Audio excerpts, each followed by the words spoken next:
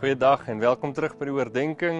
Ons is besig hierdie week om bietjie na moeders te kyk, omdat Sondag Moedersdag was en ons kyk na skrifte in die Bybel wat oor moeders en oor ouers praat en vir ons net bietjie meer leer wat die Here se hart is oor ouers in ons lewe.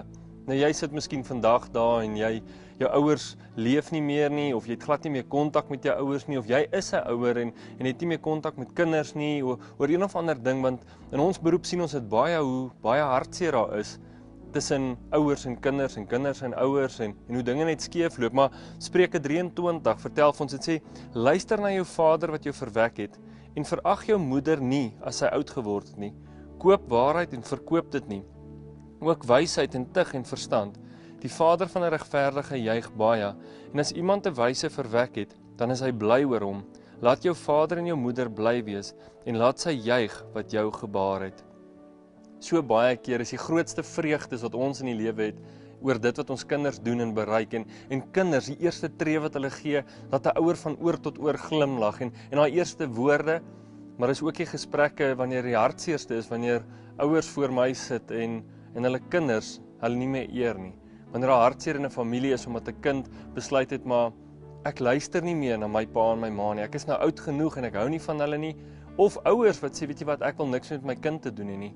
En dit bring hartseer, maar God sê, hoorie, hierdie is een van die grootste seëninge wat daar is om kinders te hê. En miskien het jy vandag nog nie kinders nie, of miskien is jy nou al baie gevorderd in jou jare en kinders, jy's nou al oud, en kinders bly deel van die lewe, want jy was ook 'n kind en jy het miskien kinders.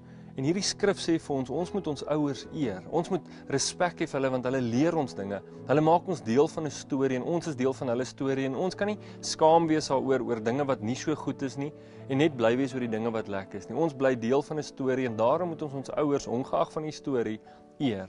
Ons vader en ons moeder en ons ouers sal ons ook dan as kinders lief hê en respekteer. So vandag wil jy nie miskien 'n verhouding wat bietjie seer gekry het, teruggaan en sê, ma, pa, ek eer julle want julle het my groot gemaak. Dankie vir dit wat julle gedoen het en ek weet julle het die beste van julle vermoë gedoen om my te kry waar ek is. En vra die Here om jou te help, om jou hart te genees as jy miskien sukkel om eer te hê vir 'n vader en 'n moeder, of miskien is jy 'n ouer wat sukkel om 'n kind weer lief te hê. Vra die Here vir genesing en hierdie dag maak daai verhouding reg. Kom ons bid saam. Hemelse Vader, dankie vir die skrif wat sê ons moet luister. En ons moet 'n vader wat ons verwek het en 'n moeder wat ons verwek het en ons gebaar het, moet ons eer en ons moet hulle nie verag nie, al het hulle oud geword.